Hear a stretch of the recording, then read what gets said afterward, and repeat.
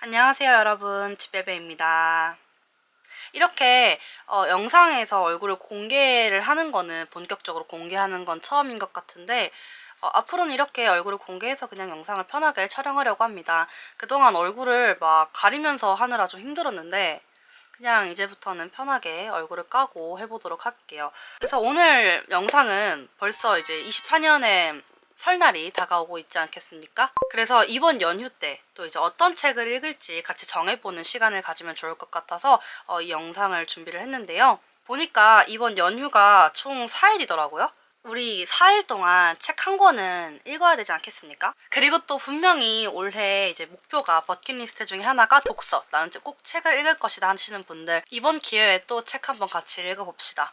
그래서 이번 영상은 제가 밀리의 서재에서 있는 책만으로 소개를 드리려고 해요.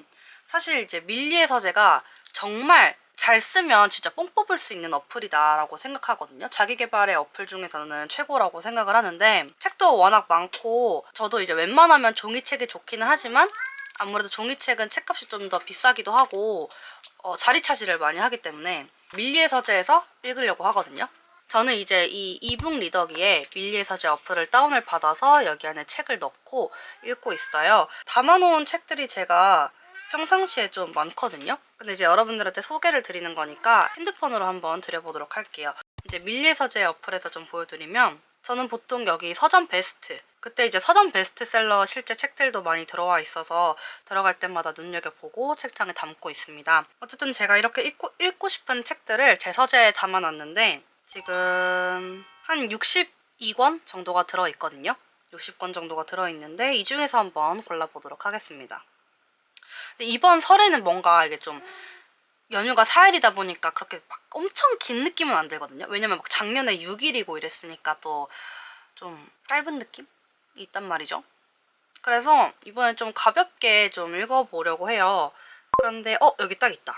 여기 나는 메트로폴리탄 미술관의 경비원입니다 라는 책이 있어요. 이게 진짜 꼭 읽어보고 싶었던 책인데 그 이동진 선정 올해의 책이라고 하잖아요. 지금 에세이 분야 주간 베스트 2위에 들어가 있네요. 뉴욕 메트로 미술관에서 경비원으로 근무했던 패트릭 브링리의 에세이인데요. 이게 가족의 죽음으로 고통 속에서 살고 있던 한 남자가 미술관에서 10년이라는 시간을 보내면서 상실감을 극복하고 마침내 세상으로 나아갈 힘을 얻는 여정을 그려냈다고 합니다. 일단 메트로폴리탄 경비원으로 근무했던 이 패트릭 브링리라는 소재 자체도 굉장히 신선하고 그 이동진 선정 책이잖아요. 너무 아무따 재밌을 것 같은 책이어가지고 페이지도 한 360페이지 정도라서 이게 핸드폰 기준이란 말이죠. 그러면은 이북 리더기로 보면은 좀 더 줄어들 거란 말이죠. 그럼 또 나쁘지 않아요. 길이 자체가 나쁘지 않아서 하루 이틀 정도면 다 읽을 수 있지 않을까 해가지고 이거 찜해 놓도록 하겠습니다. 이거 이렇게 찜해 놓고 그리고 또 뭐가 있나? 오! 이거 좋다. 이게 뭐냐면 강지영 작가의 살인자의 쇼핑몰이라는 책이거든요.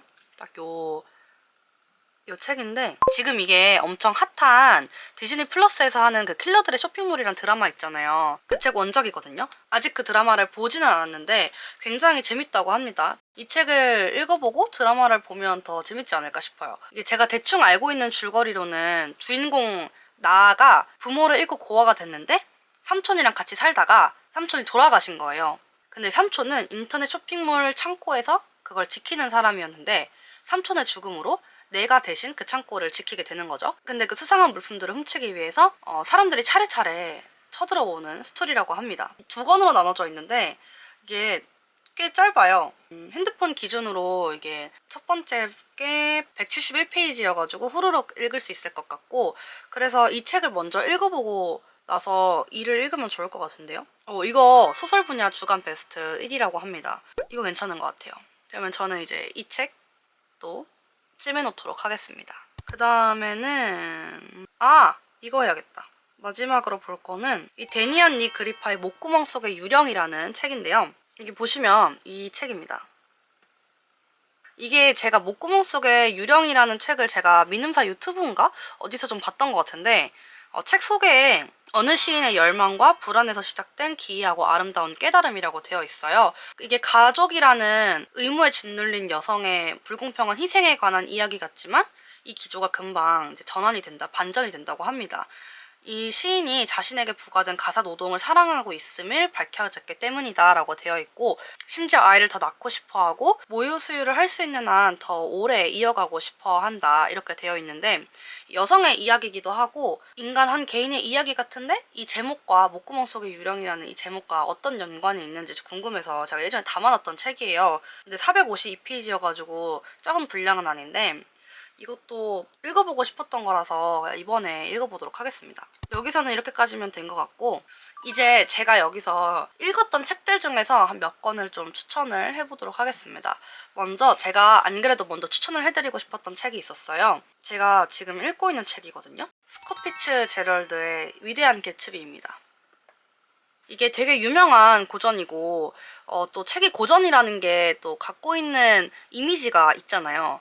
근데 그런 거에 비해서 좀 쉬운 편입니다. 아무래도 치정? 막 이런 관련한 고전이어서 그런지 지금 K현대미술관에서 위대한 개츠비 전시회를 하고 있거든요.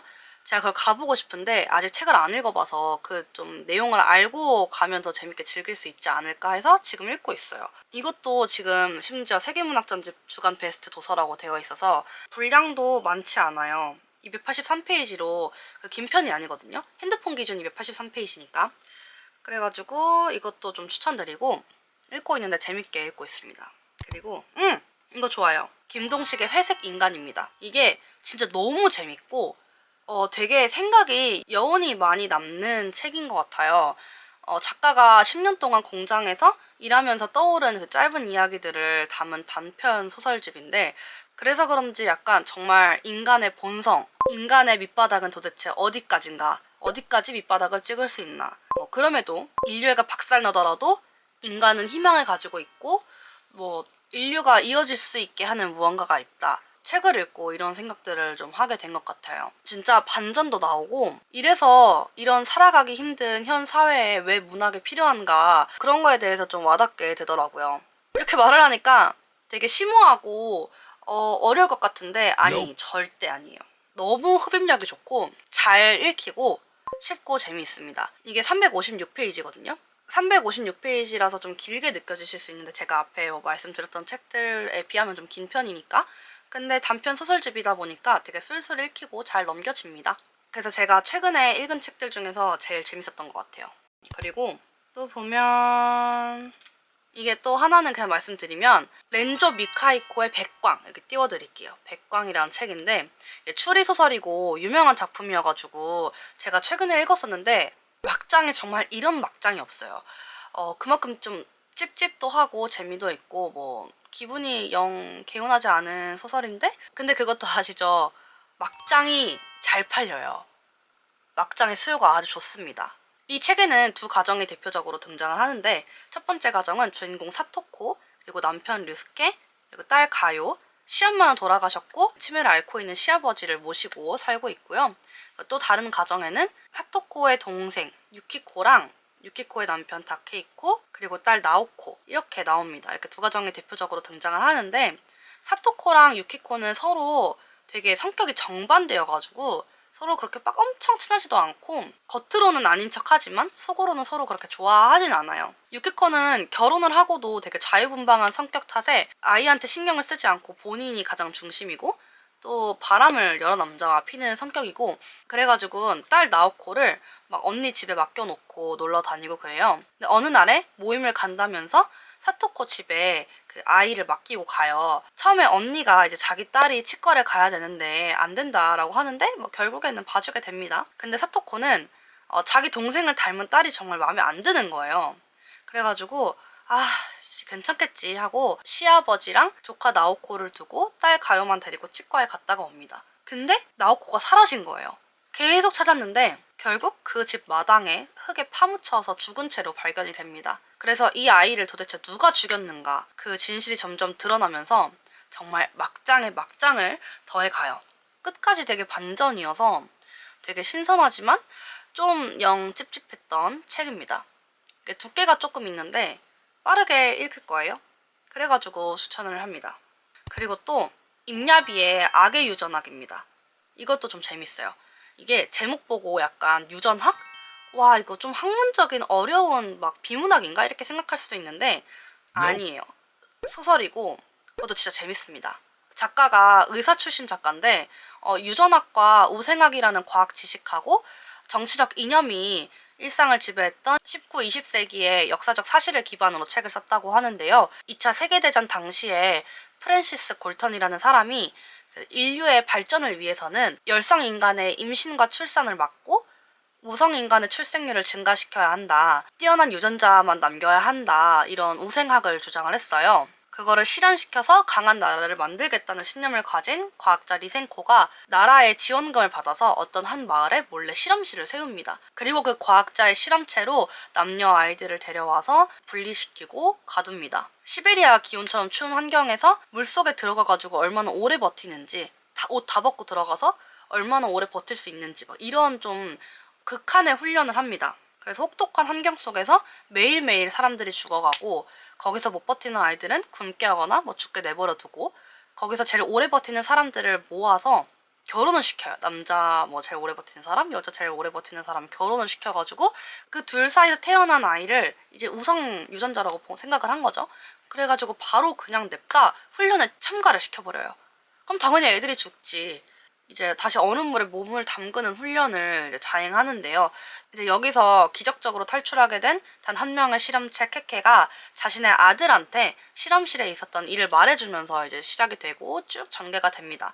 역사적 사실을 기반으로 해서 그런지 되게 생생하게 느껴지고 마지막에 반전이 있어요. 근데 이게 진짜 소름이 쫙 돋습니다. 와, 진짜 이 반전이 진짜 와. 그래서 와, 이게 진짜 뭐야? 마지막 반전이 진짜 미쳤으니까요. 아, 이게 제가 마지막 문장을 말씀을 드리고 싶은데 이게 스포가 될 것 같아가지고 말씀 못 드리고 꼭 읽어보셨으면 좋겠습니다. 단숨에 한 번에 쫙 읽게 되실 거예요. 자, 이렇게 해서 이번 추석 연휴 때 읽을 책도 같이 정해보고 또 제가 읽어본 책들 중에서 재밌는 거 좀 추천을 해드렸는데요. 보니까 밀리의 서재에 제 책장을 공유를 할 수가 있더라고요. 제 서재에 담은 60여 권의 책들을 제가 더보기란에 링크를 걸어둘 테니까 한번 이렇게 들러보셔서 보시는 것도 재밌을 것 같아요. 제가 주기적으로 계속 책장을 업데이트를 할 거거든요. 뭐 왜냐면 그때그때도 읽고 싶은 책들을 계속 넣어놓을 거라 가지고 궁금하신 분들 들어가서 보시면 약간 다른 사람의 책장 몰래 엿보는 것처럼 이 사람은 어떤 책을 읽고 있나, 어떤 책을 담아놨나 하는 엿보는 재밌는 기분을 또 느껴볼 수 있지 않을까 싶습니다. 어쨌든 오늘 제가 준비한 영상은 여기까지고요. 오늘도 시청해주셔서 너무너무 감사드리고 재밌었으면 구독, 알림 설정 부탁드릴게요. 우리는 다음 영상에서 또 만나요. 안녕.